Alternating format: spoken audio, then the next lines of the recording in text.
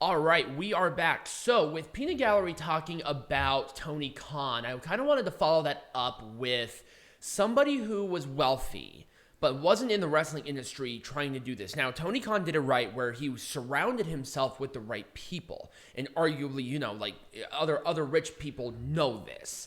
So, let's talk about other rich people who don't know this and try to book wrestling where it failed. And we talk about this moment a lot, but there was a lot of backstory with Heroes of Wrestling. So, the Virginia-based Fallstone Productions former president, and actually he is currently active as a CBS Sports executive producer, Billy Stone, created the Heroes of Wrestling promotion. And it wasn't just one-off event.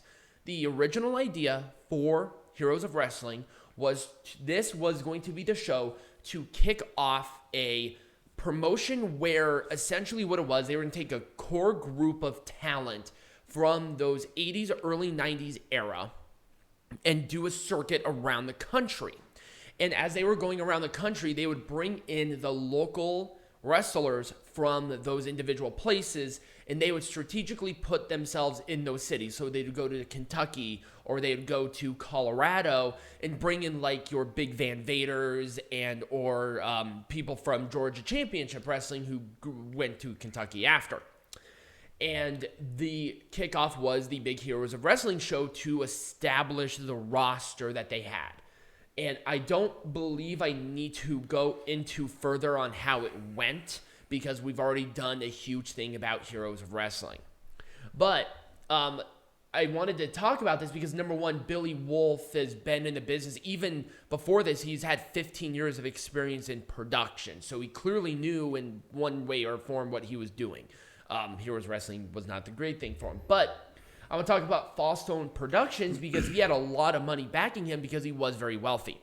So Fallstone Production at that time was the premier place where Hollywood and television shows went to for stock establishing shots. Mm-hmm. And also they also did a lot of production for television shows that were based out of Virginia, West Virginia, Delaware, Kentucky, basically like South, Upper South, North Carolina. I think you guys get the point.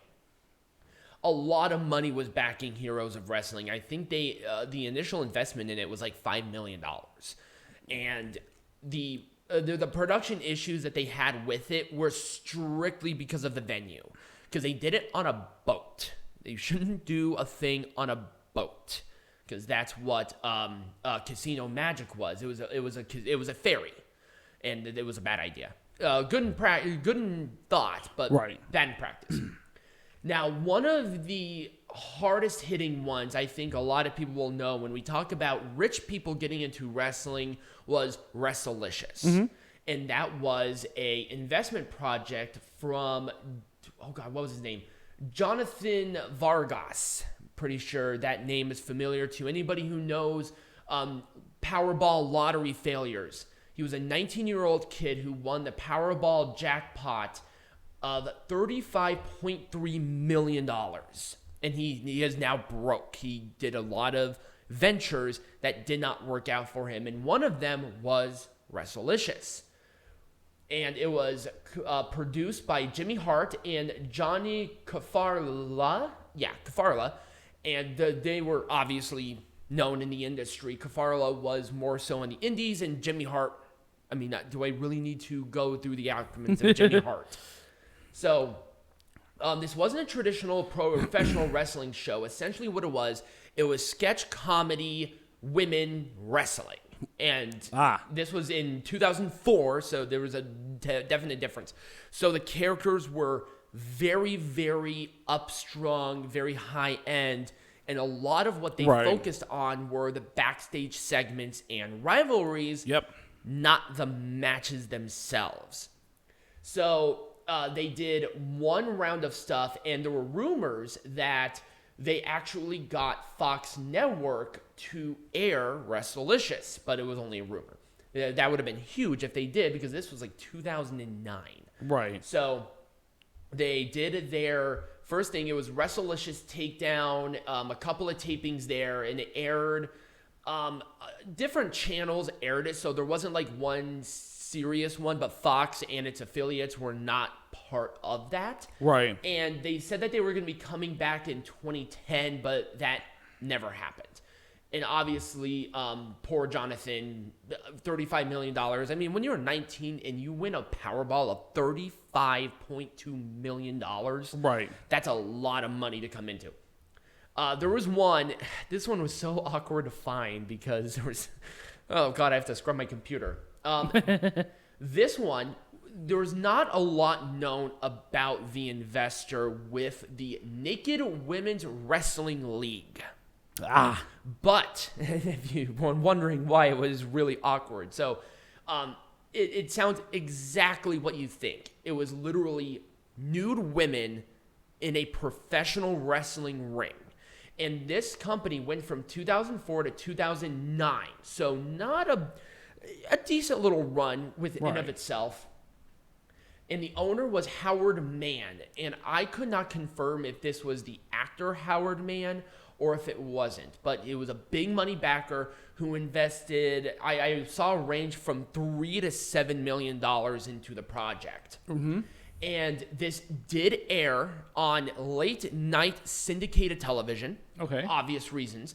But the women that were featured in this promotion were featured, and the promotion was featured in Penthouse, Playboy, and Maxim.